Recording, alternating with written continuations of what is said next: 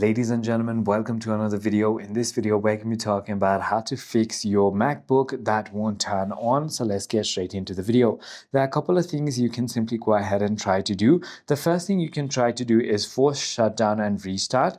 What you need to do is simply go ahead and press and hold your power button for 10 seconds. And as you can see, it already turned on for me. But if it still doesn't, you might want to simply go ahead and keep holding it until it turns off completely.